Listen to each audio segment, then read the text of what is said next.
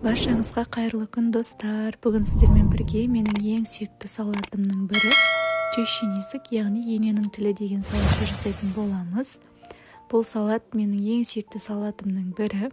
Бұл салатты сіз қонақ келген кезде қойсаңыздар да болады, немесе күнделікті өмірде қолдансаңыздар да болады. Ең алдымен баялдымызды әдемілеп жуып, екі жағын кесіп алып, одан кейін оны видеода көрсетілгендей қылып соломка ретінде жақсылап, я жұқа емес, я қалың емес, орташа көлемде турап аламыз.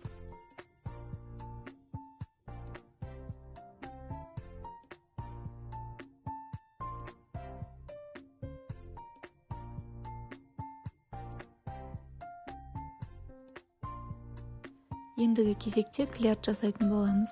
Мен клярға жұмыртқа мен тұзды ғана араластыратын болам. Сіздер өз қалауларыңызша жасасаңыздар болады. Кейбіреулері клярсыз жасайды, яғни баялдының өзін тек қуырып алады. Кейбіреулері сүт қосады жұмыртқаға, кейбіреулері жаңағындай ұн қосып жатады. Сіздер өз қалауларыңызбен жасасаңыздар болады. Маған жұмыртқамен жасаған ұнайды. Одан кейін баялдымызды осылайынан қызып тұрған майда қуырып аламыз да, құрғақ салфетканың үстіне, яғни құрғақ сүлгінің үстіне салып, майын сорғытып аламыз. Әйтпесе баялдымыз майлы болып кетеді. Видеода көріп тұрғаныңыздай әр қайсысын осылайынан салфеткаге салып отырып, майын сорғытып аламыз. Ендігі кезекте соусын жасайтын боламыз. Сметанға немесе майонезге бұрышымызды, тұзымызды, сарымсағымызды салып жақсылап араластырып аламыз. Қалауларыңыз бойынша укроп қоссаңыздар болады, мен бұл жолы қоспадым.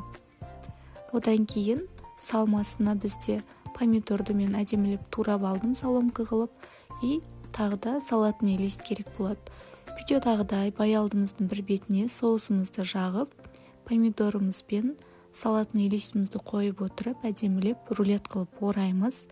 Рулетіміз ашылып кетпейді, уайымдамаңыздар.